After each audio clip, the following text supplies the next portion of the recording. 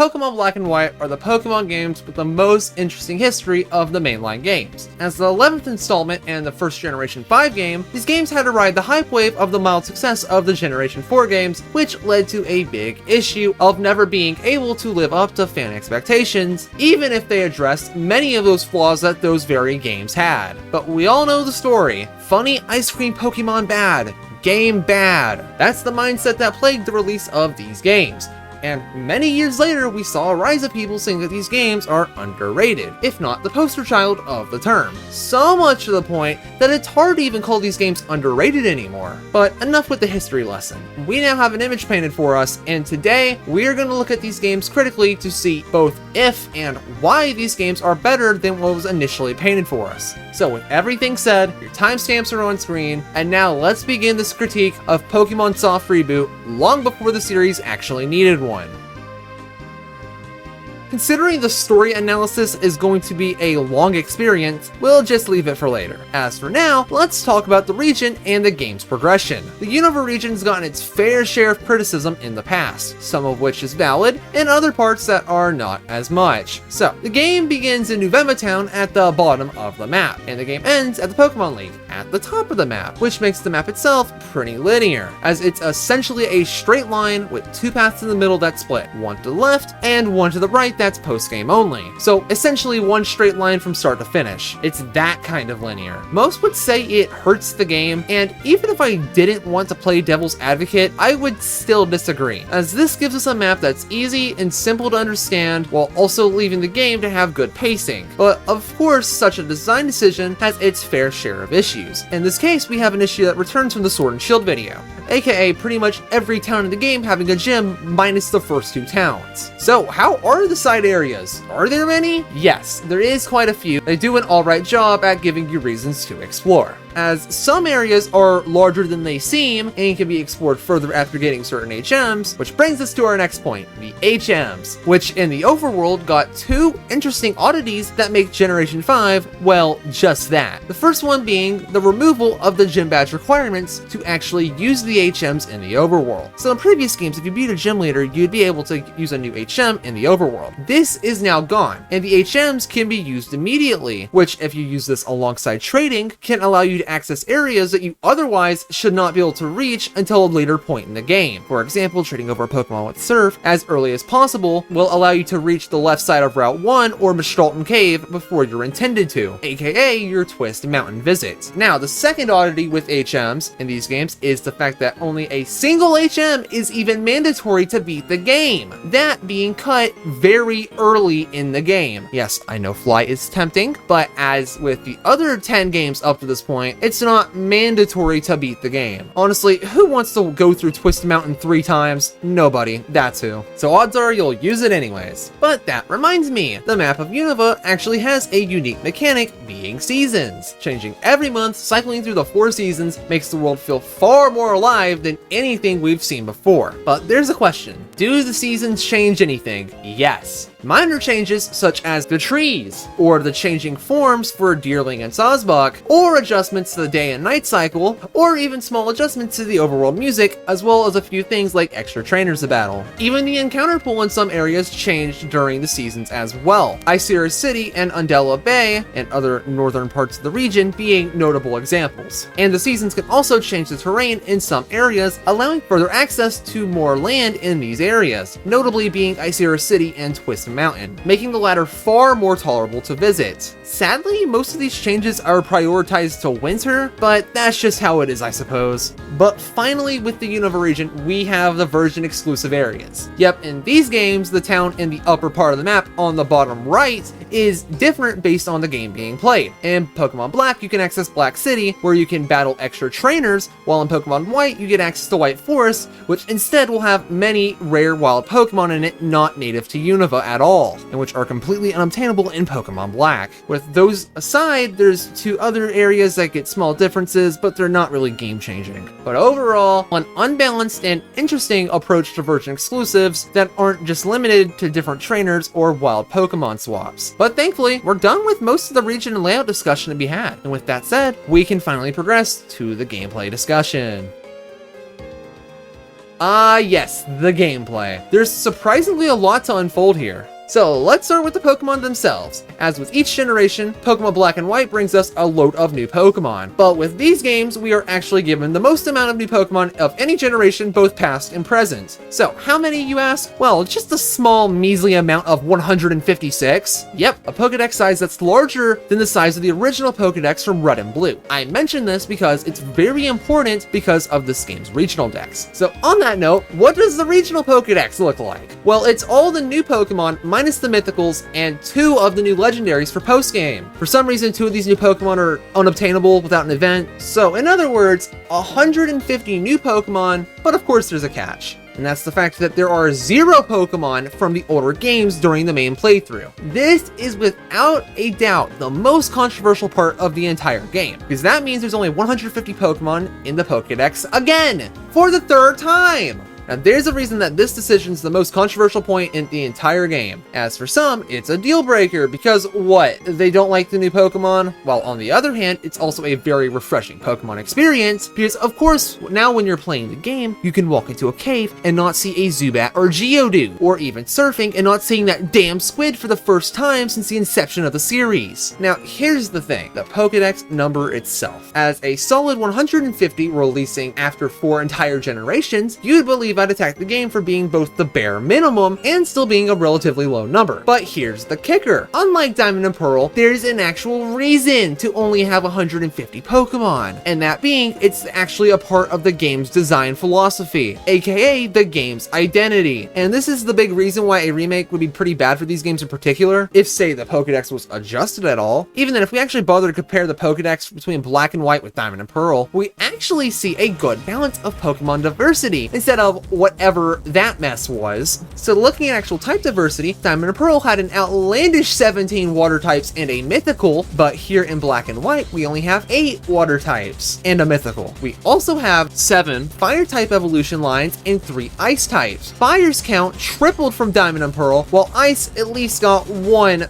Okay, Pokedex quality rant over. Let's talk about the few nice changes to the Pokemon that this generation brought other than massive power creep. Up first is the introduction of hidden abilities. These are an additional ability which are obtained by special means. However, in the case of these games, we only have 2 examples easily obtainable, being Darmanitan and Musharna, but not every Pokemon actually received a hidden ability, and not every one of them even got a meaningful hidden ability. But the ones that did receive meaningful hidden abilities, they potentially had their entire playstyles redefined. So a Pokemon like Blaziken, Gyarados, Salamence, Starmie, Lucario, Nidoking, and Staraptor loved the new heights that their newly increased offensive pressure allowed them to reach. Or the massively improved defensive capabilities of a Pokemon like Slowbro, Gliscor, or the unbreakability that we know as multi-scale Lugia. And finally, the Pokemon that received stupendous support capabilities like Horman's Alakazam, Ninetales, and Politoed. But before moving on, can we please get a moment of silence for Shadow Tag Chandelure, which sadly never saw the light of day. While we're on the topic of changed Pokemon, remember Rotom? Yeah, you remember that Pokemon that got 5 forms in Platinum? Well, those 5 forms actually got overhauled to have their ghost typing swapped out for a typing based on whatever attack that they learned in that form, which means they gave us a flying type Pokemon with Levitate. Awesome, really. Okay, with that tangent aside, we can finally move towards the gameplay mechanics that have been changed or added. Up first is the new catching method. Referred to as critical captures, it's basically just a luck chance like a normal critical hit. Your odds of catching a Pokemon increase as 2 of the 4 RNG checks are no longer checked during the catch. Also, contrary to popular misconception, these are not guaranteed to catch the Pokemon. Next, we actually have a rework to the EXP system. So, what's different? Well, now on top of the old EXP calculations, there's a new multiplier that'll either increase or decrease the amount of EXP points based on your level relative to the opponents. Meaning, for example, if you have 2 Pokemon of the same evolution line, when one's higher than the opponent's Pokemon while your other one is a lower level than that Pokemon, and they both gain XP during the battle, the lower level Pokemon will earn more experience points. This of course helps in terms of level grinding, as if you're under leveled, you'll be gaining more EXP than you would in any other game under the same conditions, of course improving the leveling system as you'll be grinding less and your higher leveled Pokemon aren't going to overlevel as easily. Basically making the biggest issue from Gold and Silver as well as Diamond and Pearl tutorial far less of a headache, but the level curve is something to be discussed later. New additions have been added to the wild encounters as well. So alongside normal grass in these games, you can also find dark grass, which features higher leveled Pokemon and the ability to encounter wild double battles, which could be useful for finding new Pokemon or leveling up. But if you want to level up, the other new introduction being the shaking grass may be beneficial. These are basically special encounters that will spawn in a shaking spot, either in a grass patch, a circle on the water, or a dust cloud in the cave. These have rare Pokemon, or the ever important Audino, which is a good Pokemon for leveling, as they just have higher than normal EXP yield. But with that aside, we can talk about the new battle types being the weird brothers to single and double battles. These are triple and rotation battles. While both of these battle types can appear during the main playthrough, they are easily avoidable. Now, why is this important? Well, that's because the battle types are kind of flawed, and for some reason are not remembered fondly. Leave a comment down below on why you believe that is. First up is rotation battles. Here you send out 3 Pokemon at once in the illusion of a single battle. The thing is, when you're in battle, before you attack, you are able to rotate to one of your 3 Pokemon on the field, essentially changing your active Pokemon to whichever one you choose, and they get to attack in that turn, unlike a normal switch, which is also present, but is mostly useless because your lead Pokemon are significantly more valuable. Okay, so an extra note to add on to this is the fact that your inactive Pokemon cannot be targeted, but also their abilities will not activate as well. So as I just said, it builds an illusion of a single battle, but it's just more mentally taxing. And of course, to round this out is the triple battles. Similar to doubles, you battle with more than one Pokemon. In this case, 3. But the issue here is the fact that not every attack will be able to target any Pokemon on the field. As most attacks are limited to the Pokemon across from or next to them, this will even apply to moves that can hit more than a single Pokemon at a time. However, the Pokemon in the middle is able to target the entire battlefield, so positioning is far more important here. Essentially double battles, but more complicated and on steroids. And that's basically all to the battling scene. No, I'm not forgetting about that. We're just not there yet. Another issue people have with these games is the addition of far more items than there probably needed to be. Seriously, a bunch of items you can just sell for money that are not even able to be sold in normal shops even. We got worse versions of the stat items that can just easily be obtained, a reskin of the Pokédoll and the potion. Items like the Absorbulb and the battery are far too situational to be deemed as decent items. But even the Floatstone just did not need to be a thing. And surprise, there's even more mail added to the game. But now it's time to talk about the greatest change these games brought, and that is the unlimited use TMs. So in the games of old, if you got a TM, you could only use it once. That's it. They'd be gone forever, but only a few TMs could be obtained more than once. However, now you can only ever get one of a TM and use it endlessly like the HMs. Amazing change. But regardless, we seem to be done with the core gameplay, as the out-of-battle play really wasn't tampered with. That means we can actually talk about the quality of the main playthrough. So in terms of talking about the main playthrough, I may have made a mistake earlier by separating the talk between the region and its playthrough, and instead we got this mess. Oops. But let's talk about the early game, since it's far more of a tutorial than we'd see in any other games, minus Sun and Moon. So you may be asking, how is the early game an extended tutorial, and or why? Well, think about what I said earlier. This was a soft reboot for the series, and as such we live in a world where there are 5 whole rival battles before the first gym, and the last of which serves as a held item tutorial. Now sure, I'm probably overreacting a little, but they also even use the first gym as a type chart tutorial. But even though, again, you've already done 2 rival battles against the primary rivals at this point, serving that purpose, but better. So let's just look at the first gym, and we'll see some level curve issues that arise immediately, as the first gym is cluttered with Pokemon slightly above level 10, and the leader's Ace even hits level 14. The issue is, before going here, 2 level 8s are the last thing you would deal with, so it's an annoying spike. But the gym leader you fight is also based on your starter, as their Ace Pokemon will have a type advantage against your starter. So again, a typing tutorial. Ultimately, this battle just sets you up to not over-rely on a single Pokemon like you always could. However, the game does provide a free Pokemon in the Dream Yard to handle this battle, despite it being level 10. But after this gym, we have the only instance of an HM being mandatory, as well as a forced double battle to round out the tutorial gameplay.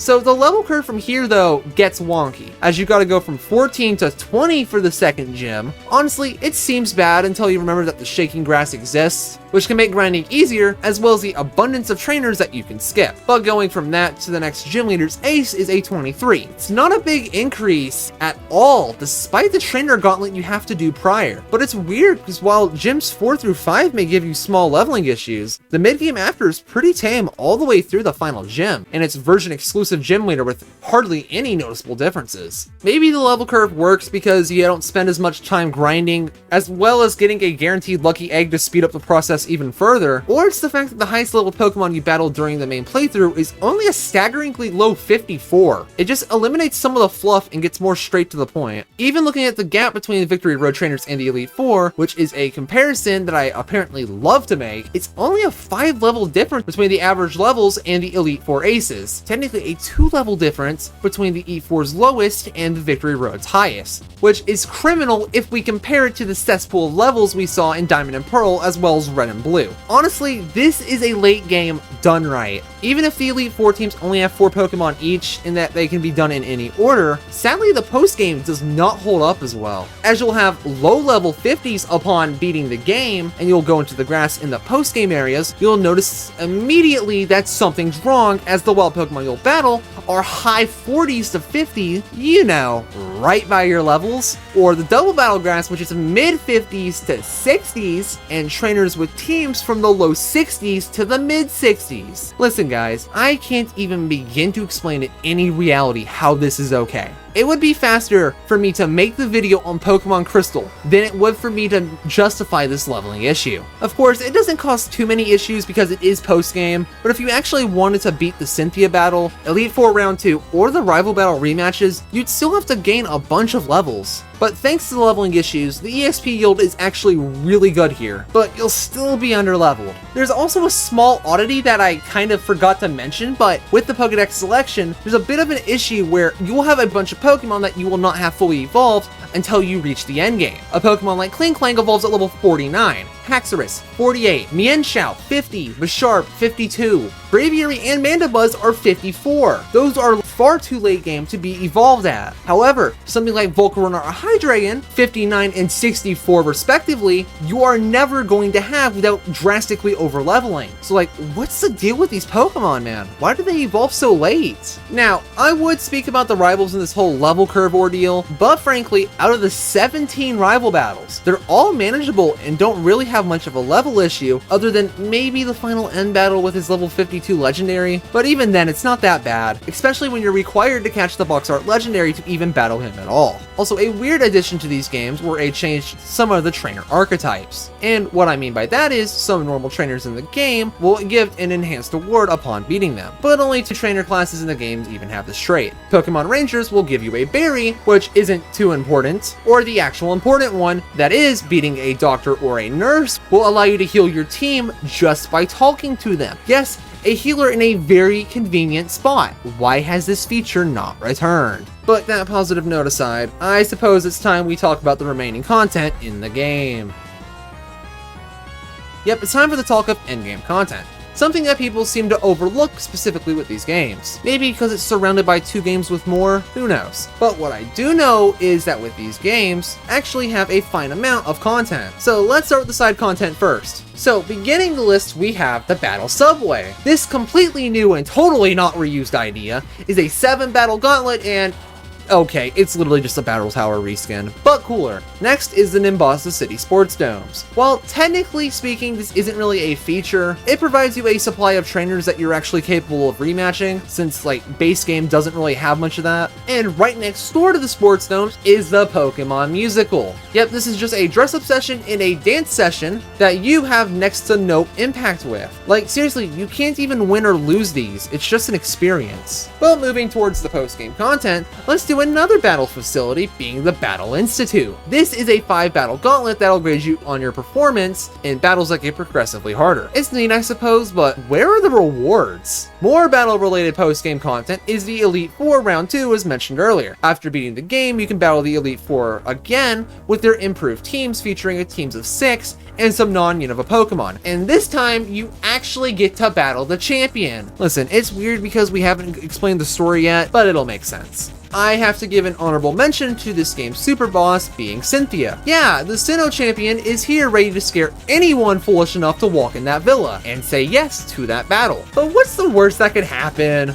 Oops, I forgot to heal and bring my entire underlevel team. Also, post-game rematches also exist for the 2 primary rivals as well. Speaking of post-game content, we got these games' versions of Pokemon Transfer. So there's this building on Route 15. Going here will allow you to transfer your Pokemon up from your Generation 4 games via DS Download Play. Here you choose 6 Pokemon and do some weird crossbow minigame on the second DS system. Overall, it's nice that you can transfer your Pokemon up from those games, but really, another slow minigame? Whatever. In some good news, the Pokemon box storage system also got a minor overhaul. So now whenever you start from a fresh save file, you'll only ever have 8 boxes unlocked. And to get more, you'll have to put at least 1 Pokemon in each box at a single time. This can be done twice to have a total of 24 boxes, a whole 6 more than any games prior had. An interesting change to save you from having many empty boxes, I suppose. But don't close out that PC just yet, because there's a new addition as well, being the Battle Box. By clicking into this menu, you can set up a team of 6 that you can use in various battling locations without ever needing to pull them out of the PC, being able to save you some time. It's a convenient feature that not everyone will use.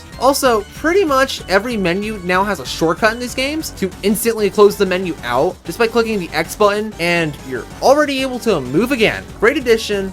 The fact this only returned once is an actual crime. Also, you can actually register menus now alongside your key items to use on your Y button menu. It's pretty weird, but cool, I suppose. Now we have to discuss the communication features, as these games made quite a mess out of them. So up first being the Sea Gear. This feature takes up your bottom screen in the sections of the game where you play on the overworld, and was made to be a quick hub for your communication features despite the Union Room still existing. So in order to make it stand out, they dumbed down the features you can access through it. So for example, if you wanted to trade, the Sea Gear's trading will be your simple one-to-one trade we've had for years. Or if you do it through the Union Room, you can select up to 3 Pokemon to trade, and then choose from your pool with your pal, and then exchange the 1 Pokemon each in this more complicated manner. By the way, you can trade Pokemon that are not in your party now.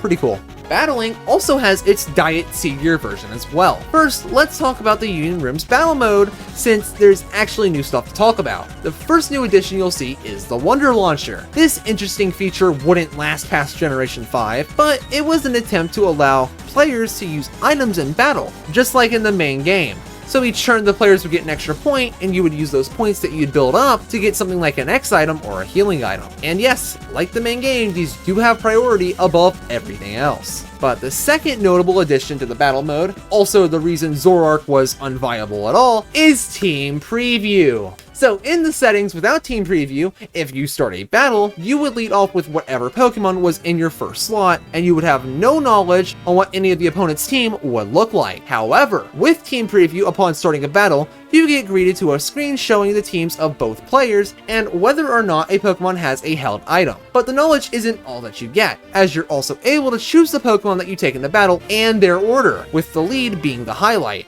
massively changing how a battle could be approached. Damn, what a fun feature. Almost like they ripped it out of another game somewhere.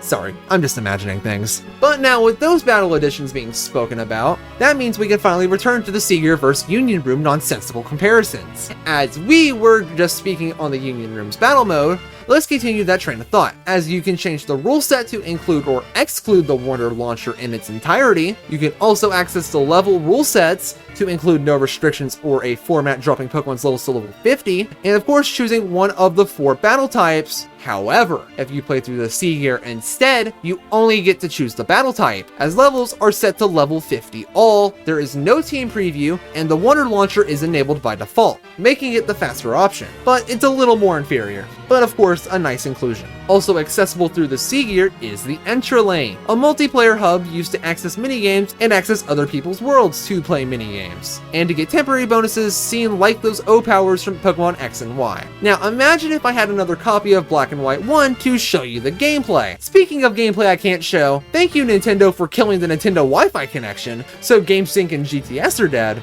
Very cool. Also, as a side note, breeding, the time-based day and night cycle, and post-game swarms all return. And with those side notes out of the way, we only have 2 bits of the game left to speak on.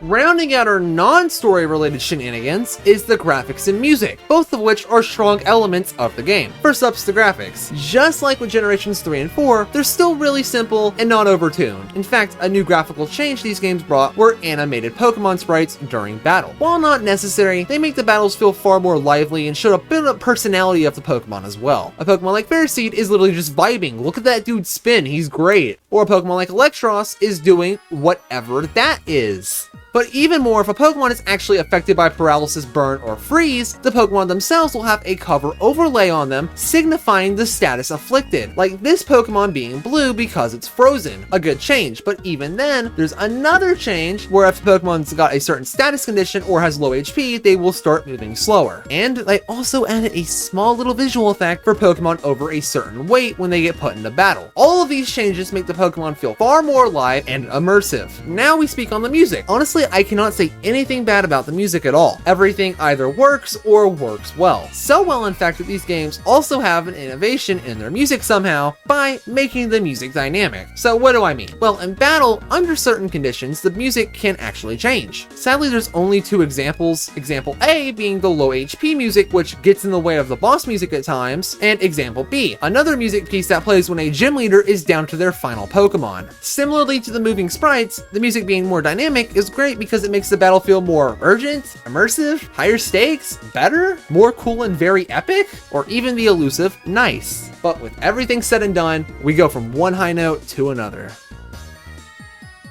Finally, I want to discuss the story, as it's one of the game's strongest assets and is typically regarded to as the best Pokemon story in the mainline games. And here, we'll attempt to see why that is. So as the game begins, you and your 2 friends who are actually your rivals are gifted a Pokemon from the professor. From here, you go visit her, and what do you know? Get tasked with completing the Pokédex. But as we all know at this point, it doesn't matter, as to beat the game, you have to beat the Elite Four and Champion. Hold on to that thought. Let's talk about the rivals now, since they have actual character arcs. This young man is Sharon. For some reason, he's motivated to beat the champion, aka what you have to do to beat the game. So that's just not gonna happen. But with that aside, his goal is just getting stronger. Meanwhile, this young lady, Bianca, your other childhood friend, wants to go out and explore the world to, you know, experience life, which is against her father's wishes. And those are the rivals upon the start of the game. Upon reaching the second town, you get introduced to Team Plasma, the evil team of these games. And this is where Team Plasma's goal is dropped on the player: the total liberation of all Pokemon, as the propaganda they spread paints trainers as problems since the Pokemon aren't free or equal, and by releasing the Pokemon they can achieve this. Overall, a very good concept for a Pokemon story with a morally gray approach that's actually supposed to make us question the morality as the Pokemon world as we know it, as of course we the players just accepted the world of catching the Pokemon and building friendships with them. But now we're getting approached with an ideology that suggests that Pokemon are suffering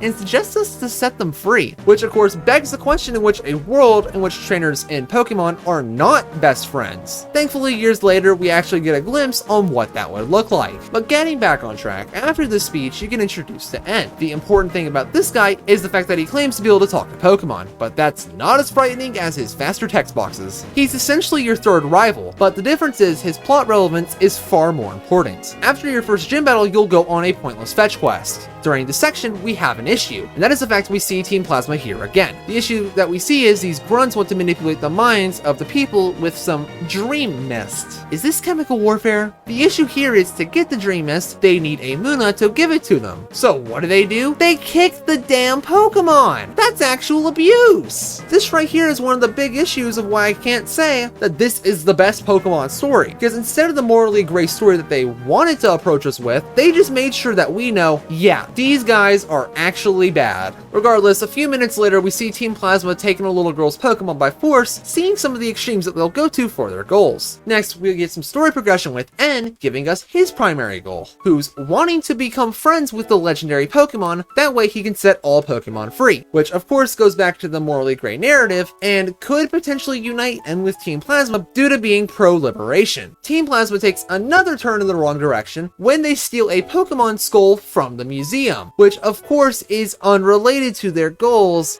Again, only here to make sure that we know that they're the bad guys. So of course you go back and stop them. Here we get introduced to the 7 Sages, who are basically the heads of Team Plasma or something. Excluding Getsus, they really don't do much, but really all they do is set up the post-game narrative and provide us with 2 characters who won't be important until these games got their sequels. But surprise, before you can even go to the 3rd gym, Team Plasma takes one of Bianca's Pokemon, making this a personal matter. So after a quick break in a whole town, we reach Nimbasa City, and here we get info dumped. First up is N, for some reason asking you to come with him in order to find Team Plasma, but it's actually a lie to tell you the truth, that he is in fact the king of Team Plasma. But why is he here telling you this on a Ferris wheel? And he states that his plan is to defeat the Pokemon League champion, in which doing so will allow him to liberate all the Pokemon. So what does he do? He challenges you to beat him there if you oppose his ideals, which of course this actually gives us a purpose to collecting all the gym badges. But that aside, this dump of information is at least helpful in explaining the game's intro cutscene, but after dealing with N and the next gym, we see some growth with Bianca and Sharon, with Bianca's father finally accepting her wishes to explore the world because Elisa said so, and she's a model, guys, so that's very important. And then Sharon gets his piece of the pie when he meets Alder, the region's champion, who not only does he insult to his face, but also takes it personally when Alder questions Sharon's goals of becoming strong, as after reaching that point, he has nothing else planned, which makes the goal in the first place a bit of a waste. Needless to say, Sharon does quite a bit of thinking on these words going forward. Skipping some of what comes off as filler, since I can't reasonably keep it in the script, you reach Chargestone Cave. Here, we are introduced to Getsus's pets, the Shadow Triad. These 3 ninja people in this game essentially only exist to either walk you 3 feet away or are used to send a message. That's all. They hardly do anything important in these games.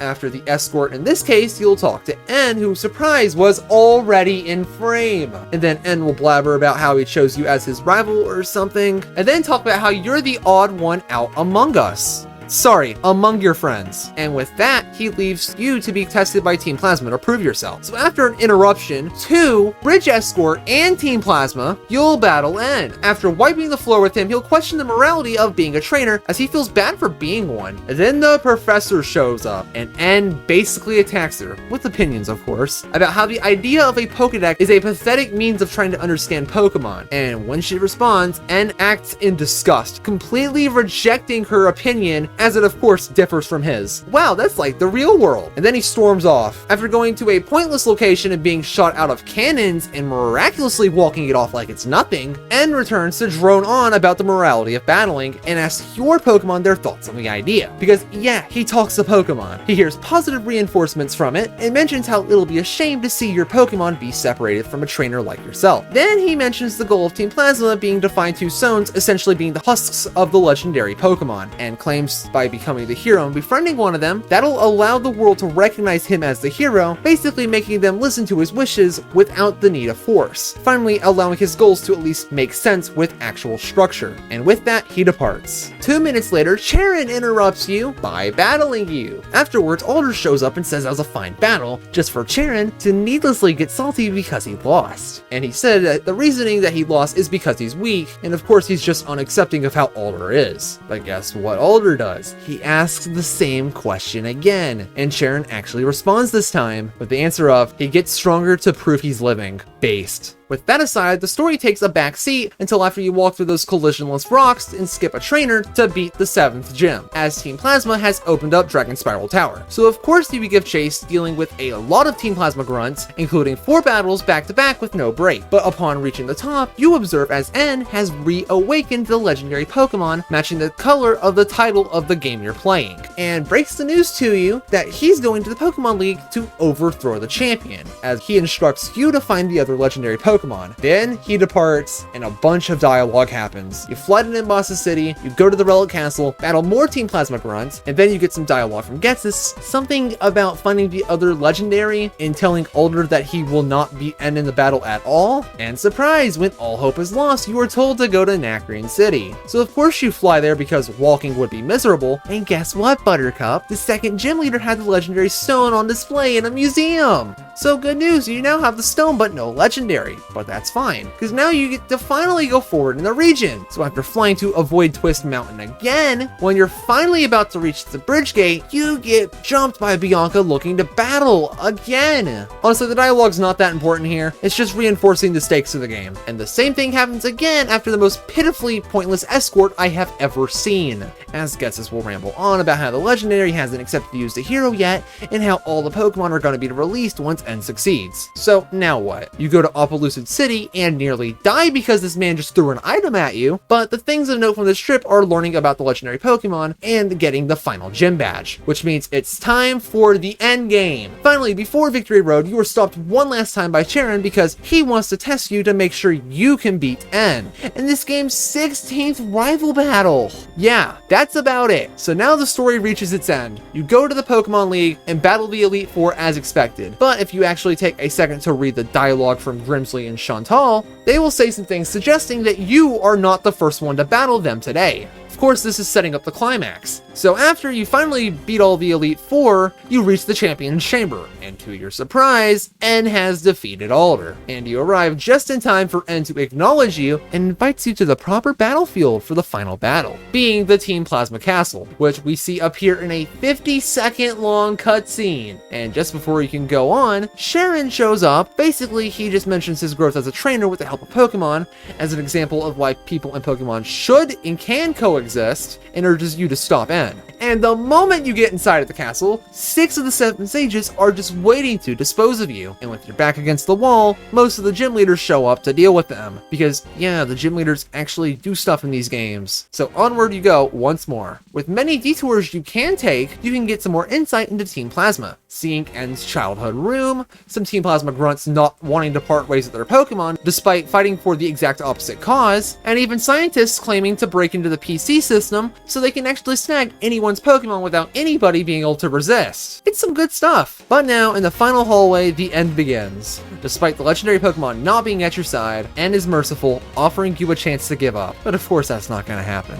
And so a cutscene happens where N's legendary appears. It's cool or whatever, but with that moment, your legendary begins to respond, where another cutscene happens. Now it's time for you to perform quick ball strats to befriend the legendary to win the final battle versus N to put everything right. But bad news, you're not done yet, because with N's defeat, Getsus will come in and drop the facts on us, because as the ultimate evil guy, his plan involved separating people from their Pokemon, so Team Plasma would be the only people with Pokemon, allowing them to rule over everyone with fear. And the approach with N and the legendary gave them the power to control the masses either with awe or with force. But after writing off N as a defective mess, Getsus will battle you in an effort to keep his plans in motion for world domination. And after beating him, that's it. Alder and Sharon take him away, but he later escapes in some dialogue. And as for N, he asks that you lend an ear, as he talks about meeting you, being told by your Pokemon that they like you. He claims such a thing couldn't be true, but as his adventure went on, he became more doubtful with his goals, seeing more trainers who could coexist with Pokemon. But he would test his belief by battling with you. All of that just to lose it in the end. And with that, N becomes anime one last time, and then the credits roll for him to not be seen again. But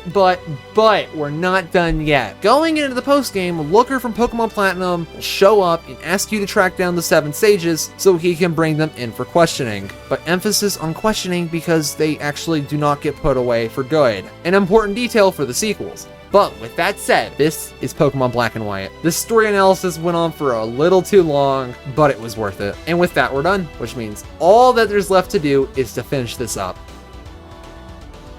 Pokemon Black and White is a great example of how to do the Pokemon formula correctly. Games that actively focused on an interesting narrative for once, to pretty high regard from its players. Games that found positive additions to the core gameplay formula while also polishing up the core gameplay experience enough where no part of it feels like a drag at all. These are games that succeed on a lot of fronts, so when it seems that the games have less content than they actually do, it's kind of a shame that there's not more to it. But that's the thing, it's short and sweet. I typically don't ask other people when it comes to giving these games their score out of 10, but with Black and White, I feel like I should. So when I asked 3 friends their thoughts on the game, it surprised me a little to see them all agree with me. And that is the statement that Pokemon Black and White are just barely better than Pokemon Platinum. And with that said, Pokemon Black and White, I give a 7.1 out of 10. A damn good time. Now, would I recommend these games? Yes, for a few reasons, of course. A, they're great games. B, they're not a chore to play. C, most importantly, they're not really directly outclassed by any other games as the same game in question, aka no remake or third improved version to speak of. But ladies and gentlemen, that concludes Pokemon Black and White, which means next time we'll be discussing the sequels, Pokemon Black 2 and White 2. Hit that subscribe button so you won't miss out on that video or any others to come. And with that said, thank you for watching.